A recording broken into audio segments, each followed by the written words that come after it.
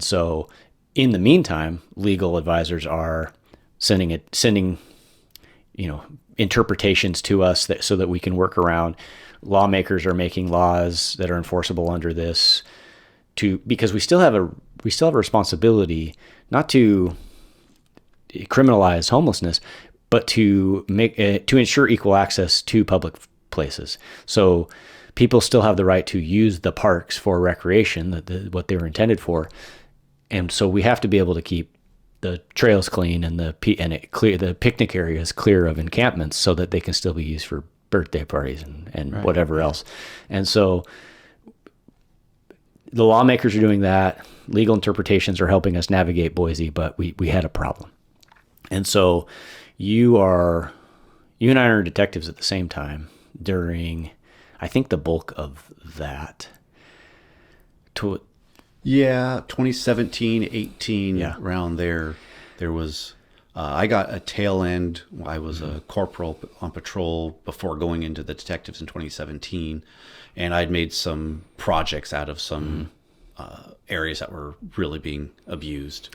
You mentioned campers and trailers. We had a whole city block of a dead-end street that was from the street where it was lined with derelict cars and RVs, and the adjoining right-of-ways up to the private property owners was just encampment and just filth that had accumulated.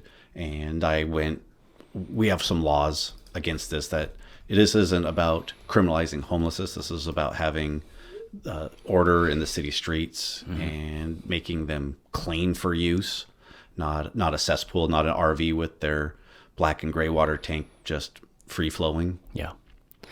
And so you went into detectives. Patrol officers are dealing with navigating these ambiguous laws.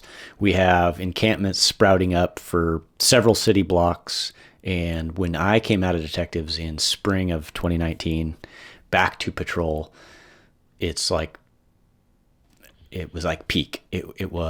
We had in a couple of our major, like, crown jewel city parks, we had huge unsanitary encampments that were causing tons of public outcry. Yeah, that time was definitely when the parks received the brunt of it, because as we're also interpreting the Boise ruling, other non-governmental organizations are providing advice to people of pinpointing, here's where you can go to camp. It's got to be on public property. Yeah. And so we're hearing the public property has to be open for this, and people are being told that, and it just the tsunami hit, perfect storm of the parks carrying the brunt of it, because we are a city with a lot of very nice parks, very nice open green areas that are flat and they have tree cover. If you were going to pick a campsite out in the woods, you would pick our parks. Right. They're beautiful.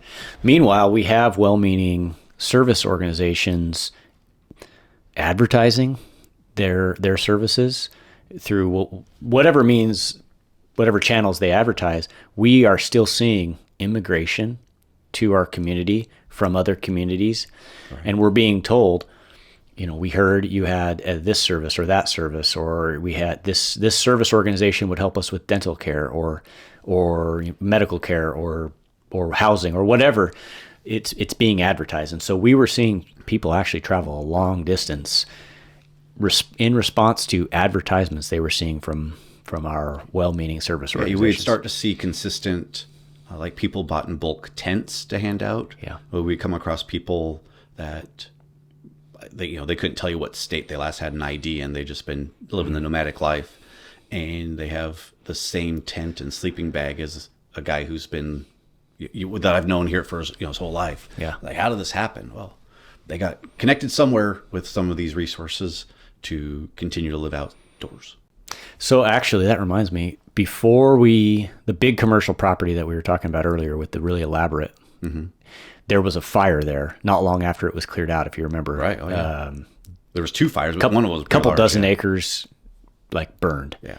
Started from a homeless encampment fire. And after that, there were far fewer, but there were still some. And if you recall, we had a homicide in the property that we referred to as the Hatchet homicide. Oh, yeah. And so Hatchet homicide was my case, and the suspect is arrested pretty quickly, the probable suspect, based on a witness who saw the crime. And I'm sitting, in the interview room just like this, and I'm just having a conversation. We're getting ready to get into, so what happened today?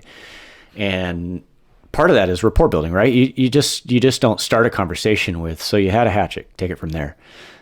Right? You got to like, take me to the beginning. Where are you from? Yeah. And so he tells me that he and his girlfriend are from Florida. And somehow I knew that they were not hitchhikers, but like street kids. They were in their 20s. Travelers. And so I already knew that. So, you're from Florida. So what brings you up here? He goes, well, my girlfriend and I are down in Florida and we're doing whatever down there. And she has some dental problems. She's got bad teeth. I said, okay. He goes, and we're looking for what available services there are. And we heard that y'all had good,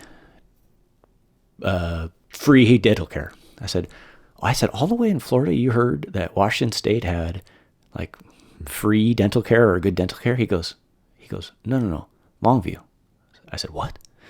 He goes, oh yeah. He goes, we got a flyer through one of their service organizations that's like, send us your needy and homeless, and we have services available. We want to help you. And so he and she get connected with this organization, and they hitchhike and take buses, and they weren't without means. They had some money. And so they worked their way up here over the course of just a couple days. And they're in this camp, this area of encampment, which was down by a Walmart. And while they're at Walmart for supplies, within a couple of days of getting to town, they meet the victim, the will-be victim of the homicide, and the girlfriend takes a liking to him. And after all this, traveling across the country, coast to coast, oh no, they're hanging out in a van driven by a guy named Coyote. Mm-hmm. So they're hanging out in Coyote's van at the Walmart, and after a little while, this homicide suspect gets suspicious that something might be up. And by a little while, I mean, they're in the van for a few hours, but he's like, there's chemistry here. Something's going on. And so he, at some point, is like, we best get going back to camp. And she goes, I think I'm just going to hang with these guys. And she had taken a liking to the will-be victim. Mm-hmm. And so he says, I'll help you get your stuff. I'll walk with you guys to camp. And so the girlfriend, the suspect, and the victim walk back to their camp. They're in the field adjacent to the Walmart. And while she's packing her stuff, she's Winnie the Pooh in the hole, like in the tent, just packing her things. The will-be victim, and he the suspect tells me this later, he says, I'm standing there, and you know what he says to me? He says, don't worry, bro. I had a girl do this to me one time too. And turns out he was standing there. He had been chopping firewood, just kind of fidgeting or whatever, but he's holding his hatchet when the guy says that. And that was it. He had enough. And he hatcheted him to death.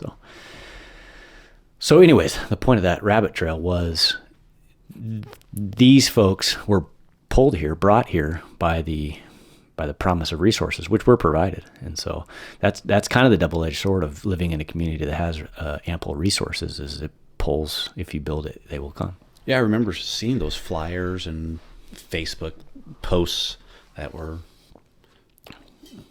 advertising the services that you can get here.